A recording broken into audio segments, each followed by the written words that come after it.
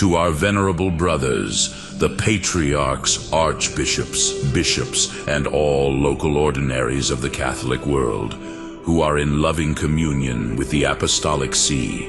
Venerable brothers, we give you greeting and our apostolic blessing. Often, venerable brothers, in the course of our long pontificate, we have addressed you and let you know how pleased we were to receive proof of your devotion and love for us, and this apostolic see, which the God of mercies has inspired in you and in the faithful entrusted to your care.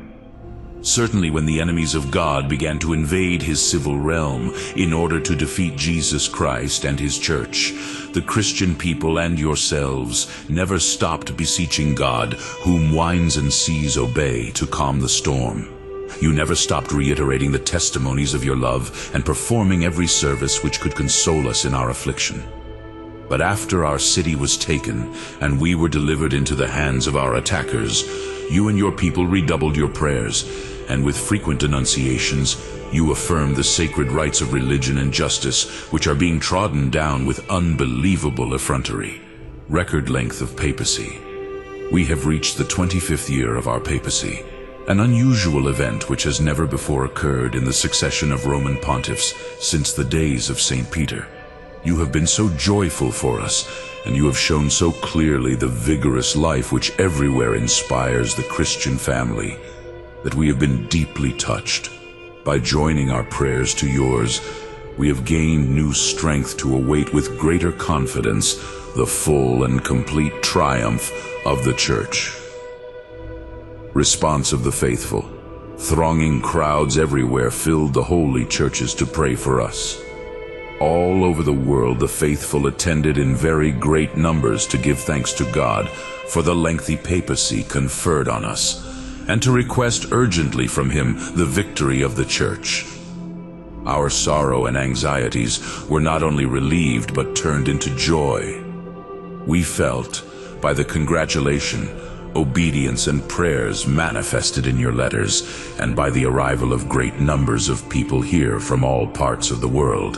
Among these, many were remarkable for nobility of birth or their ecclesiastical or civil rank, but they were still more remarkable for their faith.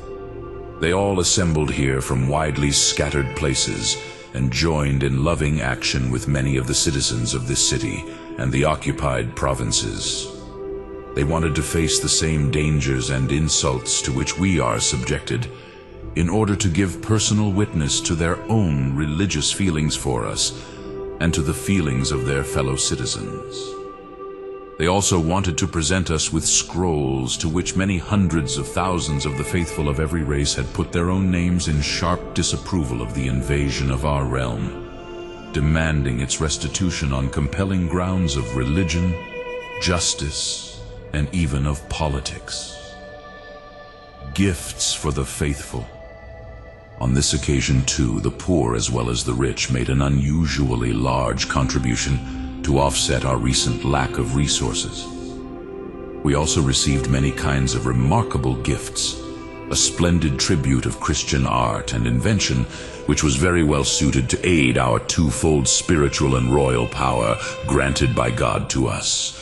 We received, in addition, an abundant and fine supply of sacred vestments and utensils, so that we could everywhere remedy the poverty and need of so many churches. It was assuredly a wonderful spectacle of Catholic unity, and plainly showed that, although the universal Church is spread throughout the whole world and composed of peoples with different customs, talents, and pursuits, it is still inspired by the one Spirit of God. The more madly impiety persecutes and oppresses it, and the more cunningly it attempts to deprive the Church of all human aid, the more wonderfully God strengthens the Church. Great and ardent thanks be then to him who, while giving glory to his own name, lifts the hopes of the afflicted to certain triumph by the very effective demonstration of his power and might. But while we refer these gifts to the giver of all good things, we feel the greatest gratitude at the same time towards those who showed themselves instruments of the divine providence and gave us lavishly the service of their aid, consolation, obedience, devotion, and love. Lifting our eyes and hands to heaven, we offer to the Lord everything of this kind that our sons sent us in his name. We urgently beseech him soon to grant their united prayers for the liberty of this holy see, the victory of the Church, and the peace of the world. In this way, he can return generous thanks, since we are unable to do so, to each one in heaven and on earth. We would like to thank each person individually, but the very abundance of services offered from every side in goods, letters, and words obviously prevents us. So we ask you to reveal and proclaim our feelings to your clergy and people with eloquence. Exhort them all, however, to persevere firmly with you in confident prayer. For since Scripture assures us that the urgent prayer of the just man passes through the clouds and does not depart until the Most High beholds, and since Christ has promised that he will be present where even two are joined in agreement in his name, and that the Heavenly Father will do whatever they request then, all the more should the universal Church at last, by unceasing and united prayer, obtain the sight of the powers of hell crushed, the efforts of human wickedness scattered and destroyed, and peace and justice brought back to the earth. Strive to achieve the closest unity among yourselves so as to advance in full phalanx against the enemies of God who are still attacking the Church with novel stratagems.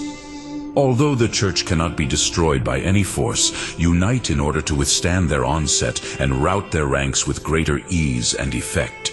This is what we greatly desire and strive to obtain. This is what we wholeheartedly pray for you and the entire Catholic family. In the meantime, as an augury of that desired event and of God's favor, and as a sure witness of our particular benevolence and gratitude, we lovingly bestow from our heart on each one of you, venerable brothers, and on the clergy and all the people committed to your separate care, our apostolic blessing. Given at Rome in St. Peter's on the 5th day of August, the feast of St. Mary on the Esquiline in the year of the Lord 1871, in the 26th year of our pontificate.